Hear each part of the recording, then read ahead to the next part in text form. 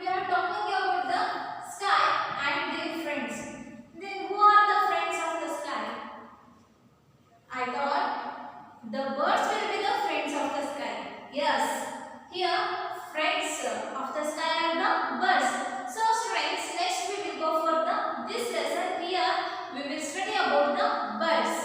Here birds are characterized by their feathers, a beak without on the teeth, the line of the hard-shelled eggs, a high metabolic rate, a four-chambered heart, and a lightweight but strong skeleton. Here, according to their characteristics, we categorize the birds.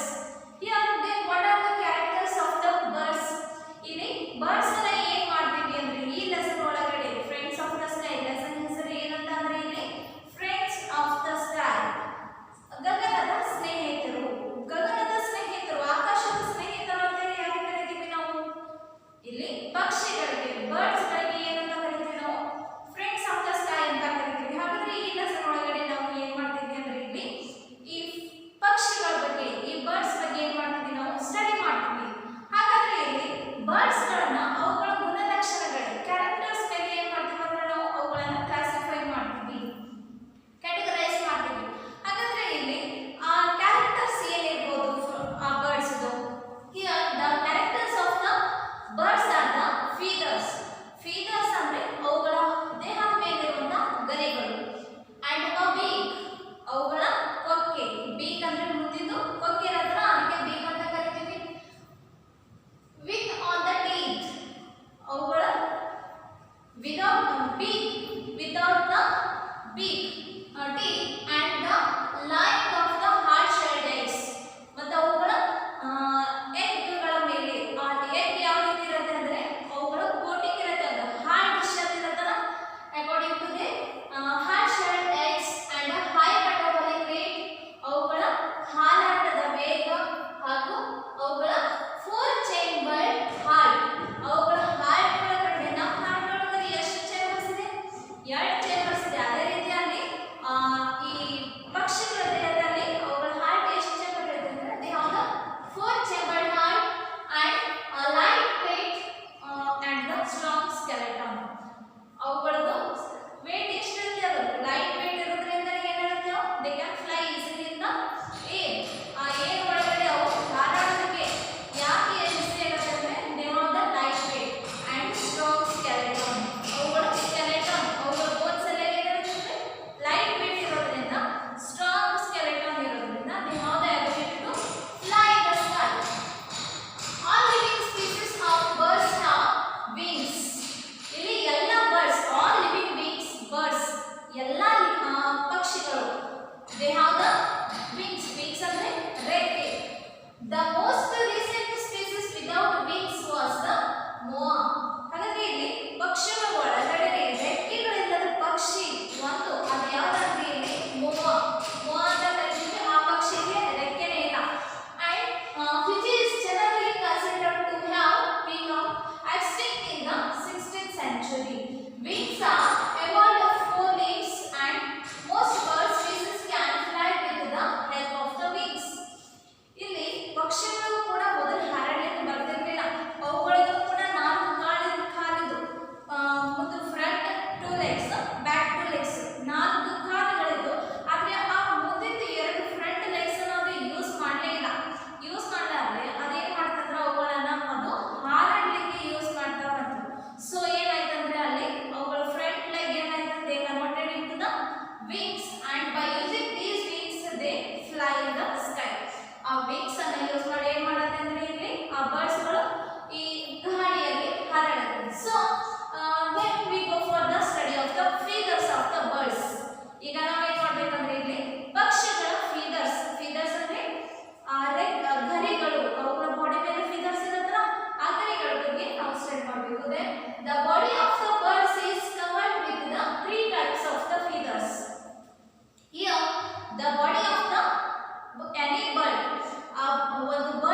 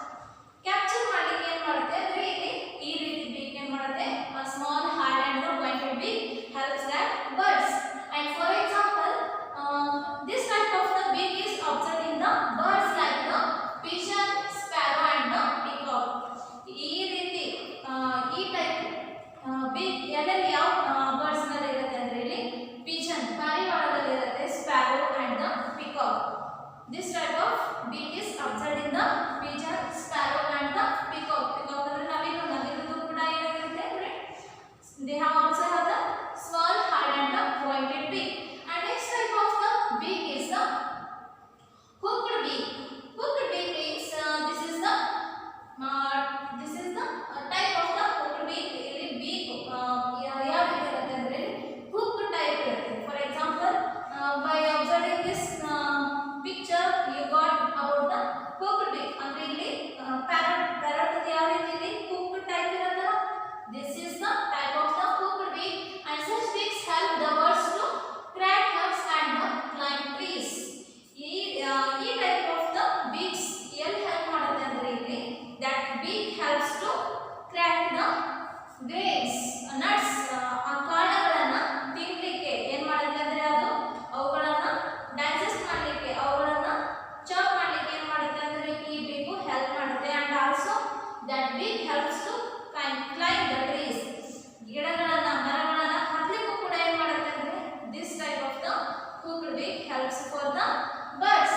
And this type of the beak is observed in the birds like the parrot. Parrotಗಳಲ್ಲೇ ಮಾತ್ರ ಏನಾಗಿರುತ್ತೆ ಅಂದ್ರೆ this type of the hooked beak is observed in the parrots. And next type of the beak is the strong, sharp and the hooked beak. Here this eagle and the vulture are the strong, sharp and the hooked beaks. ಅವುಗಳ beak ನೋಡಬಹುದು hooked type ಇದೆ, strong ಆಗಿದೆ, ಅದೇ ರೀತಿ they have the sharp and the pointed beaks. So flesh-eating birds like the eagles, kites and the vultures have these beaks which help them tear the flesh and eat meat. ಈ type of the beak ಎದಕ್ಕೆ help ಮಾಡುತ್ತೆ, ಯಾವ ಪ್ರಾಣಿ ಯಾವ ಪಕ್ಷಿಗಳಲ್ಲಿ ಇರುತ್ತೆ ಅಂದ್ರೆ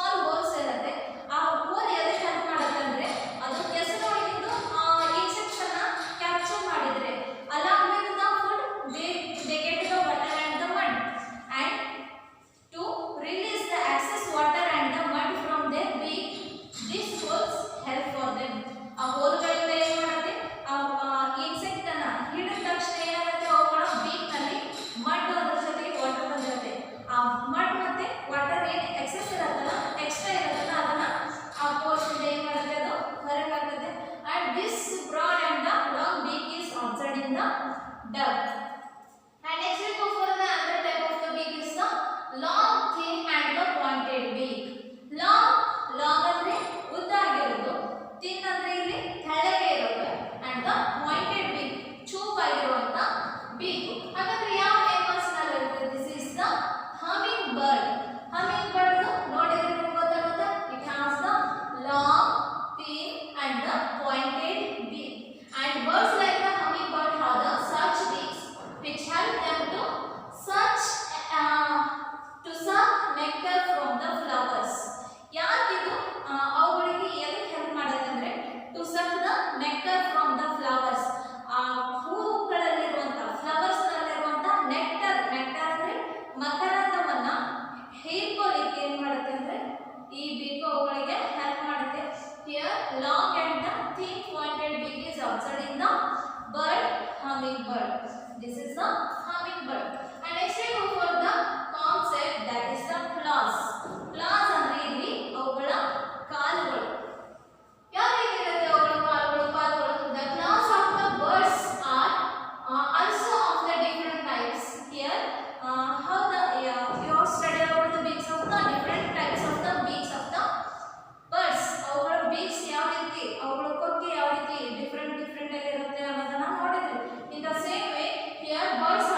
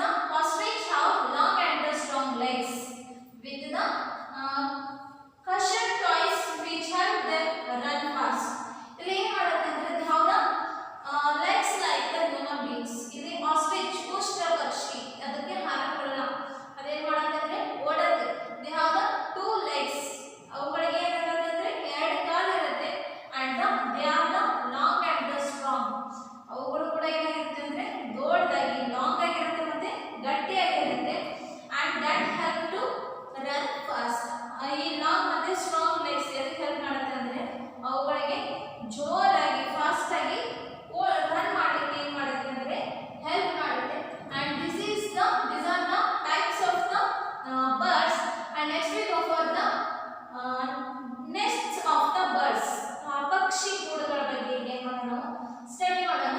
the nest of the birds are small are also of the different types. ಇಲ್ಲಿ ಒಂದೇ ರೀತಿ ನೆಸ್ಟ್ ಅನ್ನು ಮಾಡೋದಿಲ್ಲ. They also make the variety of the nest. Birds make nest to lay eggs. ಯಾಕೆ ಅವು ನೆಸ್ಟ್ ಮಾಡುತ್ತೆ? ನಮ್ಮ ಮನೆಯಿಂದ to protect ourselves from the wind, storm and the sunlight. So in the same way ನಮ್ಮನ್ನು ನಾವು ರಕ್ಷಣೆ ಮಾಡ್ಕೊಳ್ಳೋಕೆ ನಮ್ಮ ಮನೆ ಇದ್ರೆ ಏನಾಗುತ್ತೆ, ನಮಗೆ ಅಲ್ಲಿ ಮಳೆ, ಬಿರುಗಾಳಿ, ಬಿಸಿಲಿಂದ ಏನ್ ಮಾಡ್ತೀವಿ, ನಮ್ಮನ್ನು ನಾವು ಪ್ರೊಟೆಕ್ಟ್ ಮಾಡ್ಕೋತೀವಿ. In the same way birds also make they nest to keep their eggs and protect themselves from the enemies and the wind and the bad weather also. ಅವುಗಳು ಕೂಡ ಏನು ಮಾಡುತ್ತೆ ಅಂದ್ರೆ ಆ ನೆಸ್ಟ್ ಅನ್ನು ಮಾಡುತ್ತೆ ಟು ಕೀಪ್ ದೇರ್ eggs. ಅವುಗಳ ಮರಿಗಳನ್ನ ಇಡಲಿಕ್ಕೆ, ಅವುಗಳ eggs ಅನ್ನ ಇಡಲಿಕ್ಕೆ ಏನು ಮಾಡುತ್ತೆ ಅಂದ್ರೆ they make their nest and also to protect themselves from the bad weather. ಈ ಮಳೆ ಗಾಳಿಯಿಂದ ಕೂಡ ಅವು ಪ್ರೊಟೆಕ್ಟ್ ಮಾಡ್ಕೊಳ್ಳಿಕ್ಕೆ, ತಮ್ಮನ್ನ ತಾವು ಪ್ರೊಟೆಕ್ಟ್ ಮಾಡ್ಕೊಳ್ಳಿಕ್ಕೆ ಏನು ಮಾಡುತ್ತೆ ಅಂದ್ರೆ ಅಲ್ಲಿ next ಮಾಡ್ಕೋತೆ. and also to protect themselves from the enemies. ಅವುಗಳಿಗೂ ಕೂಡ ಶತ್ರುಗಳಿರುತ್ತೆ, enemies ಇರುತ್ತೆ. ಅವುಗಳಿಂದ ಅವು ಪಾರಾಗಲಿಕ್ಕೆ ಏನು ಮಾಡುತ್ತೆ ಅಂದ್ರೆ they make their nest. and this is the type of the nest. and here birds use different materials like leaves, stones, cotton, wool, paper, cloth, etc. to build the nest. Here how we use the ಇಲ್ಲಿ ನಾವು ಮನೆಗಳನ್ನ ಮಾಡಬೇಕಾದ್ರೆ BRICS ಅನ್ನ use ಮಾಡ್ತೀವಿ. ನಾವು BRICS ಅನ್ನ use ಮಾಡ್ತೀವಿ. we can also use the cement and we can also use the ಇಲ್ಲಿ water ಅನ್ನ ಯೂಸ್ ಮಾಡ್ತೀವಿ, ಸಿಮೆಂಟ್ ಅನ್ನ ಯೂಸ್ ಮಾಡ್ತೀವಿ, ಮರಳನ್ನ ಯೂಸ್ ಮಾಡ್ತೀವಿ. in the same way here birds also use the various raw materials. use the leaves and the stones, cotton, wool and the paper, cloth, etc. ಅವುಗಳು ಕೂಡ ಏನು ಮಾಡುತ್ತೆ ಅಂದ್ರೆ ಇಲ್ಲಿ ಲೀವ್ಸ್ ಅನ್ನ, ಎಲೆಗಳನ್ನ ಯೂಸ್ ಮಾಡುತ್ತೆ. ಆಮೇಲೆ ಸ್ಟೋನ್ಸ್ ಅನ್ನ ಯೂಸ್ ಮಾಡುತ್ತೆ, clothes, cotton, wool and the paper ಅನ್ನು ಕೂಡ ಏನು ಮಾಡುತ್ತೆ, ಹಾಗೆ ವೇರಿಯಸ್ ಮಟೀರಿಯಲ್ಸ್ ಅನ್ನು ಕೂಡ ಏನು ಮಾಡುತ್ತೆ ಯೂಸ್ ಮಾಡಿ ಅವುಗಳ ನೆಸ್ಟ್ ಅನ್ನ ರೆಡಿ ಮಾಡುತ್ತೆ. and crows, pigeons and the sparrows make their nest in the trees. here crows, ಕಾಗೆ ಆಗಿರಬಹುದು, pigeons ಆಗಿರಬಹುದು, sparrows ಆಗಿರಬಹುದು, and these make their nest in the trees. ಇಲ್ಲಿ ಕಾಗೆ, ಪಾರಿವಾಳ ಮತ್ತೆ ಸ್ಪ್ಯಾರೋಸ್, ಸಣ್ಣ ಹಕ್ಕಿಗಳು ಏನು ಮಾಡುತ್ತೆ ಅಂದ್ರೆ ಇಲ್ಲಿ they make their nest in the trees. ಆ trees branches ಒಳಗಡೆ ಏನು ಮಾಡುತ್ತೆ ಅಂದ್ರೆ they make their nest. and next we go for the other the tailor bird makes it nest by stitching leaves. here this is the picture of the tailor bird. ಇಲ್ಲಿದೆನಾ, this is the tailor bird and make their nest by stitching. ಅದೇನು ಮಾಡುತ್ತೆ ಅಂದ್ರೆ ನಾವು ಯಾವ ರೀತಿಯಲ್ಲಿ ಬಟ್ಟೆಗಳನ್ನ ಹೊಲಿತೀವಲ್ಲ, in the same way they make their nest by stitching. ಹೊಲಿಯೋದ್ರಿಂದ ಏನು ಮಾಡುತ್ತೆ ಅಂದ್ರೆ ಅಲ್ಲಿ ಅದರದ್ದು ಗೂಡನ್ನ ತಯಾರು ಮಾಡುತ್ತೆ. ಸೊ ಅದಕ್ಕೆ ಏನಂತ ಕರಿತೀವಿ ಅಂದ್ರೆ ನಾವು ಟೇಲರ್ ಬರ್ಡ್ ಅಂತ ಕರಿತೀವಿ. the weaver bird which makes a beautiful bean shaped nest with the grass and the twigs. ಇಲ್ಲಿ ಗ್ರಾಸ್, ಹುಲ್ಲು ಮತ್ತು ಕಸ ಕಡ್ಡಿಗಳನ್ನ ಯೂಸ್ ಮಾಡಿ ಏನು ಮಾಡುತ್ತೆ ಅಂದ್ರೆ ಅದು ಅವುಗಳನ್ನ ಹೆಣೆದು ಏನು ಮಾಡುತ್ತೆ ಅಂದ್ರೆ ಬೀನ್ ಶೇಪ್. ಬೀನ್ ಅಂದ್ರೆ ಒಂದು ಬೇಳೆಕಾಳು ಬದಲ ಆ ಬೀನ್ ಶೇಪ್ ಒಳಗಡೆ ಏನು ಮಾಡುತ್ತೆ ಅಂದ್ರೆ ಇಲ್ಲಿ ಅದರದ್ದು ನೆಸ್ಟ್ ಅನ್ನ ಮಾಡುತ್ತೆ. and this is the tailor bird. tailor bird ಅಂತ ಕರಿತೀವಿ. by using the grass and the twigs, ಕಡ್ಡಿಗಳನ್ನ ಮತ್ತೆ ಹುಲ್ಲನ್ನ ಯೂಸ್ ಮಾಡಿ ಏನು ಮಾಡುತ್ತೆ ಅಂದ್ರೆ ಅದು ಅದರದ್ದು ನೆಸ್ಟ್ ಅನ್ನ ತಾನೇ ಹೊಲಿಯುತ್ತೆ. so next is the woodpecker makes it nest in the hollow of the trees. here this is the picture of the woodpecker. woodpecker ಏನು ಮಾಡುತ್ತೆ ಅಂದ್ರೆ ಅದು ಆ ಟ್ರೀಸ್ ಹೋಲ್ಸ್ ಮಾಡಿ ಆ ಹೋಲ್ಸ್ ಒಳಗಡೆ ಏನು ಮಾಡುತ್ತೆ ಅಂದ್ರೆ they make their nest. and